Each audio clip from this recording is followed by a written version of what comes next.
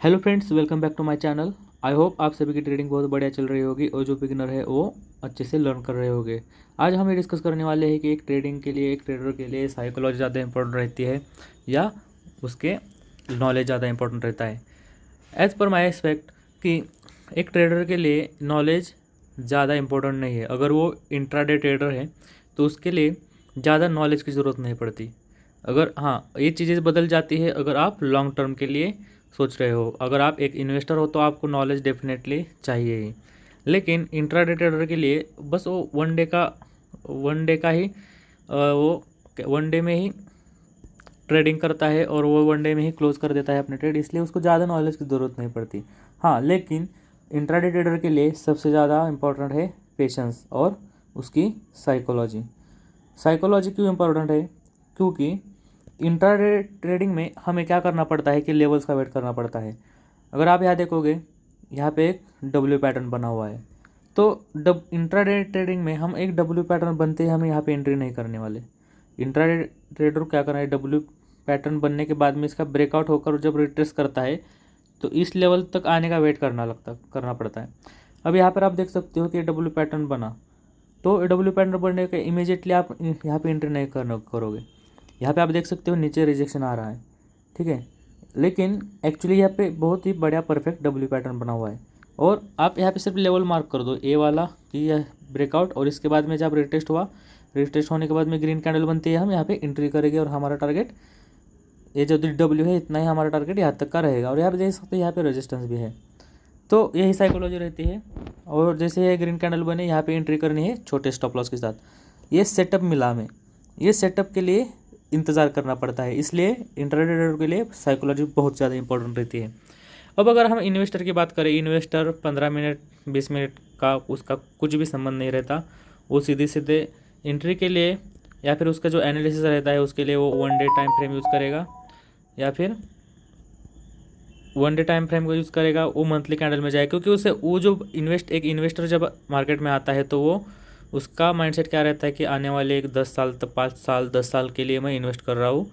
तो उस पर्सपेक्टिव से वो देखता है। अब यहाँ पे मार्केट डाउन है तो वहाँ पे उसको बॉटम मिल जाता है।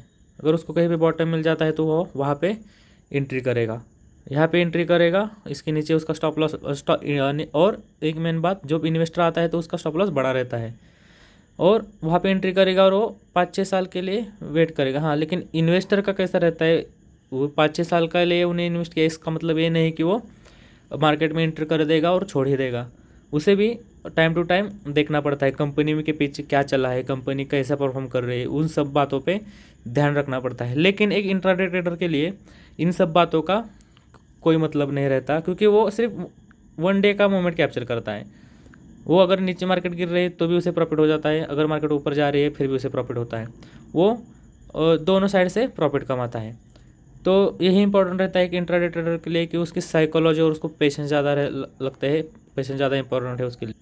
और कोई भी ट्रेडर हो वो बहुत सारी नॉलेज गेन करेगा, बुक्स पढ़ेगा, बुक्स रीड करेगा, बुक्स रीड करेगा, यूट्यूब पे वीडियो देखेगा, हर एक स्ट्रैटेजी फॉलो करेगा, लेकिन जब तक वो लाइव मार्केट में प्रैक्टिस नहीं करता, जब तक वो लाइव मार्केट में प्रैक्टिस नहीं करेगा तब तक उसके नॉलेज का वैल्यू ज़ीरो है। क्योंकि आप नॉलेज तो गेन कर लोगे, लेकिन उसे मार्केट में इम्प्लीमेंट कैसे करना है, कहाँ पे एंट्री लेना है, कैसे लेना है। अगर कभी कभी मार्केट अपने अपोजिट चली जाती है, उस दिन क्या होता है, कैसा, ये समझेगा ही नहीं ना। आप सिर्फ किताबें पढ़ोगे तो उससे कुछ नहीं होगा, आप सिर्फ वीडियो देखोगे उससे कुछ भी नहीं होगा। आपके लिए इम्पोर्टेंट क्या है कि आप लाइव मार्केट में प्रैक्टिस करो। इसलिए नॉलेज आपको 1% भी रहेगा ना, नॉलेज आपको 1% भी रहेगा तो भी इंट्राडे ट्रेडर के लिए काफ़ी है। बस उसे ज़्यादा से ज़्यादा ध्यान काय पे देना है, एक पॉइंट साइकोलॉजी और सेकंड पॉइंट पेशेंस पर। इन दो चीज़ों पर अगर वो ध्यान देगा ना, क्योंकि साइकोलॉजी किस लिए कि जब अब मार्केट यहाँ से रिवर्सल हो रही है तो उसको ये एसएल लगाना है। अभी मार्केट यहाँ पे आ गई, वो यहाँ पे एंट्री कर दी उसने, और पेशेंस की ज़रूरत रहती है। अब एक मिनट हम दूसरे तरीके से समझते हैं। अभी यहाँ देखिए, ये मोमेंटम हो गया, ये मोमेंटम होने के बाद मार्केट रिटेस्ट हुआ, ठीक है। ऐसा नहीं कि मार्केट यहाँ पे ऊपर चला गया इसलिए रिटेस्ट होने के पहले अगर वो एंट्री करेगा तो डेफिनेटली एसएल होगा, इसलिए ठीक होगा।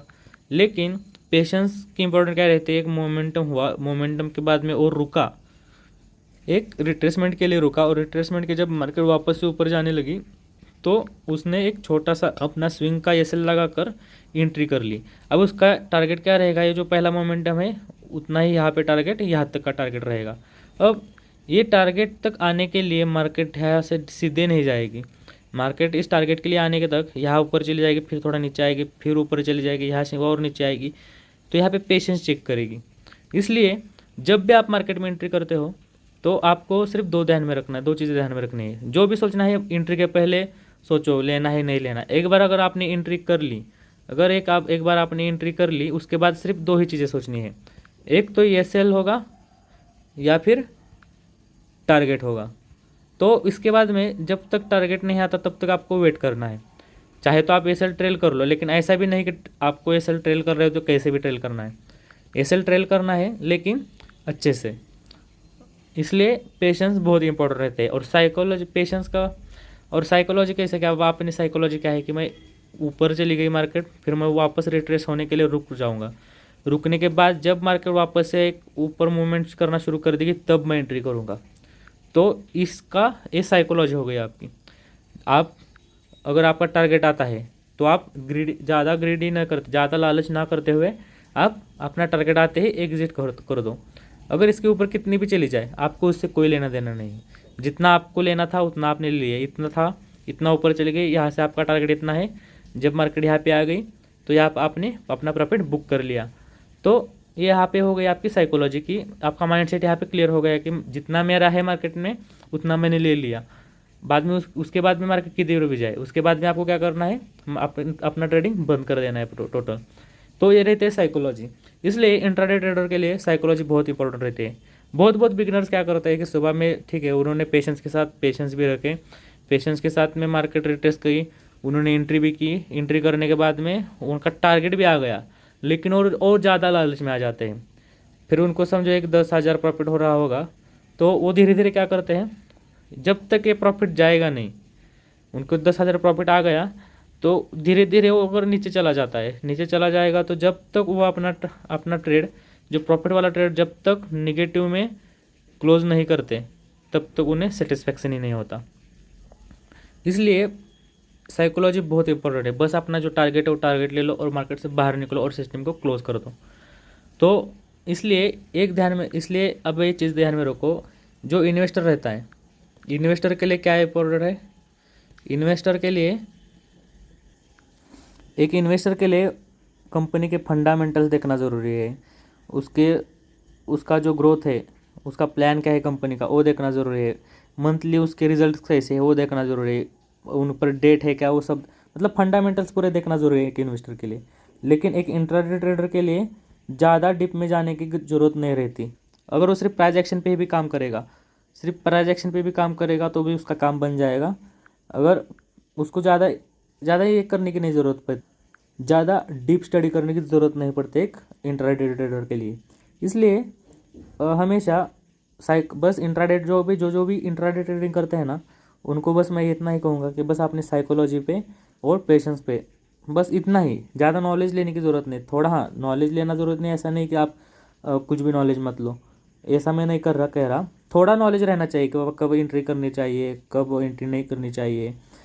जैसे कि पैटर्न्स क्या रहते हैं, पैटर्न वो ट्रायंगल रहेगा, बाद में cup and handle triangle, W pattern, M pattern, ये जो पैटर्न्स है ये पैटर्न सीखना भी ज़रूरी है इंट्राडे ट्रेडर के लिए। लेकिन मैं कह रहा हूँ कि नॉलेज की ज़रूरत नहीं है, इसका मतलब ये नहीं कि आप थोड़ा कुछ भी नॉलेज मत गेन करो। नॉलेज ज़रूरी है लेकिन बहुत ज़्यादा इंपॉर्टेंस नहीं है इंट्राडे ट्रेडर के लिए। इंट्राडे ट्रेडर के लिए सिर्फ यही है कि वो वक्त पे एंट्री ले और वक्त पे एग्जिट हो जाए टारगेट आने पर, और सही सेटअप बनने का वेट करे। इसलिए पेशेंस चाहिए। इसलिए ज़्यादा से ज़्यादा आप अपनी साइकोलॉजी पे और अपने पेशेंस पे ही ज़्यादा से ज़्यादा काम करो। तो बस इतना ही काफ़ी है ट्रेडर के लिए। और टारगेट्स, अपने एक टारगेट्स रखो और डेली टारगेट्स अचीव होने पर अपना एग्जिट हो जाओ। बस यही था आज के लिए। आई होप आप समझ गए होंगे। अगर इस वीडियो में नहीं हो तो इस वीडियो को लाइक और शेयर करना जल्दी मिलते नेक्स्ट वीडियो में। तब तक के लिए जय हिंद और थैंक यू।